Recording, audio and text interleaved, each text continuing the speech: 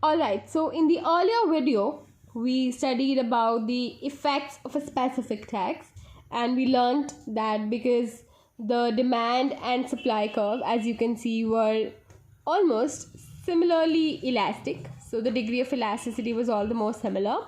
The burden of tax being shared between buyers and sellers was the same. So half burden was shared by the buyers and half was shared by the sellers. But what happens when demand or supply curves have varying elasticities? So in this particular lecture, we're going to study how the tax burden will vary depending upon demand and supply curves elasticity. So when your demand curve is inelastic relatively, why relatively? Relatively means in relation to the supply curve. And when your supply curve is relatively elastic, then the consumers face most of the burden of the tax. Now let's consider this diagram particularly. This is my demand curve, and because the demand is relatively inelastic, it's going to be steeper. Steeper means percentage change in quantity demanded due to a percentage change in price is going to be lower, which is the meaning of low elasticity. That means the quantity response of price change is actually be lower. Okay, now an example of such a good is cigarettes. So what really happens with respect to the cigarette consumers, that they are addicts, and because they're addicts, they don't really care about the prices being charged, and therefore be it that a higher price being charged, they'll continue to buy it all the more, be it a lower quantity, but they're going to buy it. And in order to entice these cigarette consumers to reduce their quantity, the price has to be increased quite massively. Otherwise, they're undeterred, they're unabashed, and they are the kind of people who are addicts. They want to consume cigarette whatsoever. Okay, so this is the demand curve of cigarette consumers, for which if the government thinks that I need to decrease the quantity consumed by the cigarette consumers, I'll have to increase the price they pay by quite a huge amount. So initially the price was P0 Q0, and then after the tax, as you all know, tax bids up the price and reduces the price received, bids up the price for consumers, reduces the price received by sellers. So that's how the split is going to look like. So this is the size of burden. This arrow, this bigger arrow shows the size of burden shared by the consumers by paying a higher price of PB now. And this is the size of burden being shared by the sellers by receiving a net price of PS now. This means the consumers actually lose a lot. The loss in consumer surplus is going to be massive, because the increase in price accruing to the buyers of cigarettes is going to be much higher than the decrease in price received by the sellers. So that's a scenario of inelastic demand and relatively elastic supply, when in order to deter the consumers, or in order to force the consumer to reduce the consumption of cigarettes, as these are harmful for their health, they need to push up the price much higher. Okay, so next case we're going to study about a relatively inelastic supply curve and a relatively elastic demand curve. What happens over here? Opposite. So whoever party is actually having a lower elasticity is going to share more burden. So here the party having the more inelastic shape of the curve was the consumers. So consumer had an inelastic demand curve, so they experienced a lot of losses. But now when the suppliers or the sellers party is going to have the inelastic supply curve, they're going to experience more losses. Okay, so look at the supply curve now, and this is primarily a scenario of housing industry. Okay, so what happens? This is my supply curve, this is my demand curve. Since supply curve is relatively inelastic, it's going to be steeper. Demand is relatively elastic, so flatter. Initially equilibrium is P0 Q0 at the intersection, and as a result of tax being imposed, the price paid by the buyer increases and the price received by the seller also reduces. Okay, and this means that suppliers are going to receive a lower price as a result of tax and buyers are going to pay a higher price as a result of the tax. But here what we see is that this decrease in price for the sellers is quite big as compared to the increase in price for the buyers. And this has happened because of the nature of this market. So I gave you the example of housing industry.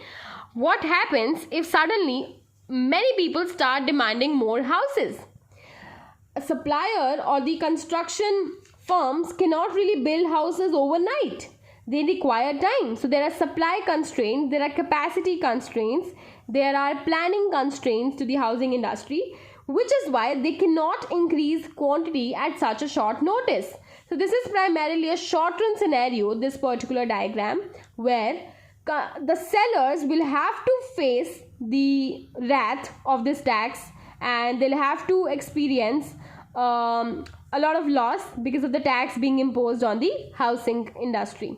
Okay, so this was about understanding about two of the diagrams, one with the inelastic demand where the consumers lose more and one of the inelastic supply where the producers lose more. Okay, now there's a formula also, there's a rule also. Let's see. So the general rule is a tax falls mostly on the buyer if ED upon ES is small.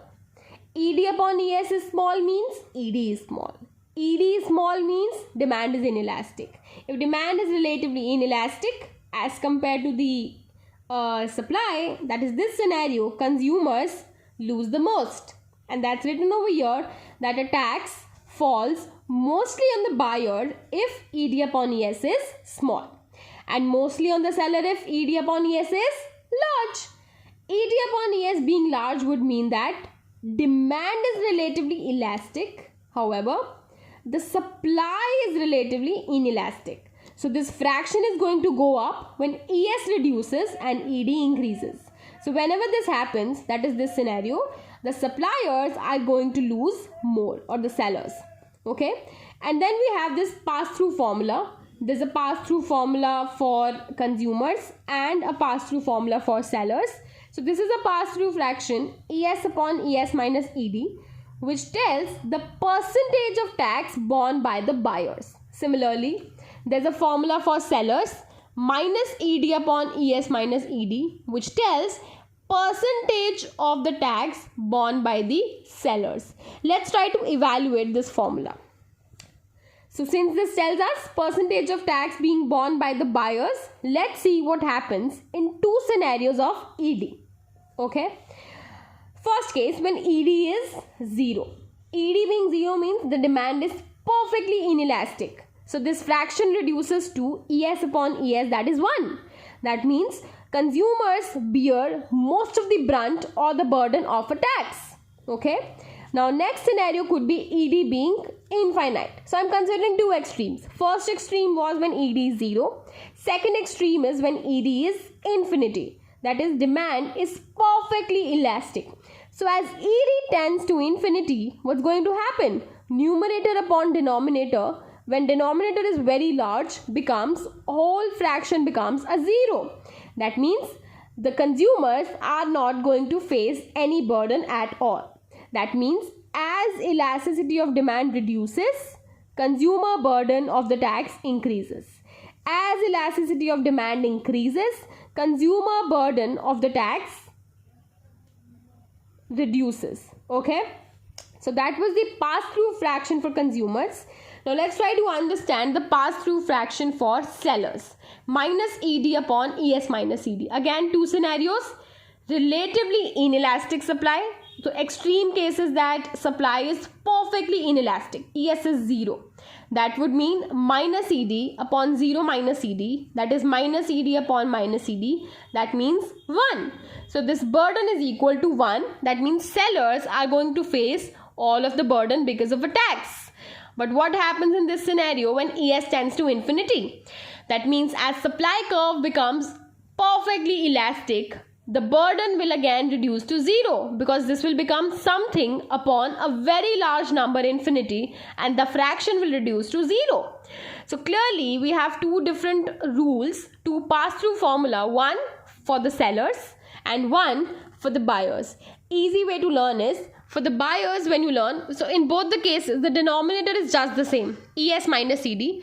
Numerator becomes ES for the buyers and numerator becomes minus ED for the sellers.